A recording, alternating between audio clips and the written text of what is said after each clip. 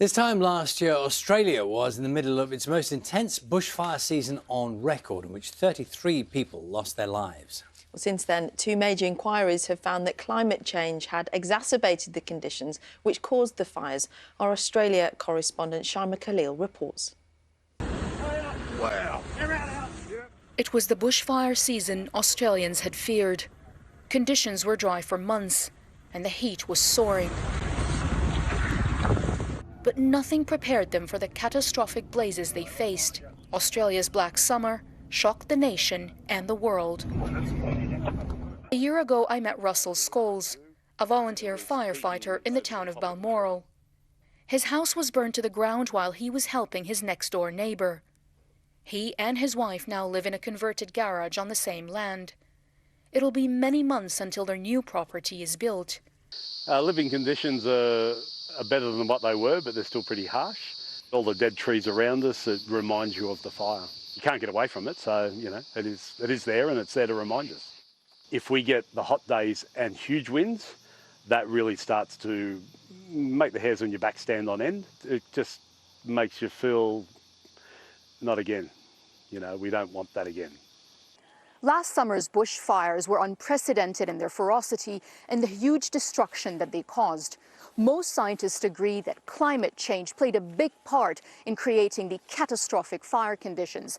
And a Royal Commission inquiry now says that further global warming is inevitable within the next 20 years and that Australians should prepare for more extreme weather. New Year's Eve was a defining moment of the bushfire season. Oh my God!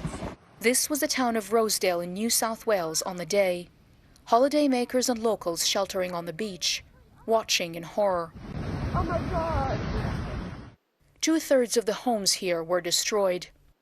I felt very focused on staying alive and secondly doing what I could with our defences to save our property, but ultimately that wasn't possible. The radiant heat was just too strong. Jack Egan survived after taking shelter in a fire bunker. It was a life-changing moment.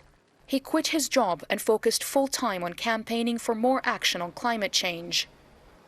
We're a canary in a coal mine here. We have to play our part as the canary that broadcasts to the world, watch out, it's coming for you and it's coming fast. But the climate debate is politically divisive here.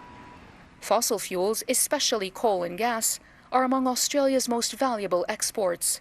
And the government has so far resisted pressure to commit to net zero carbon emissions by 2050. Our policies won't be set in the United Kingdom, they won't be set in Brussels, they won't be set in any part of the world other than here.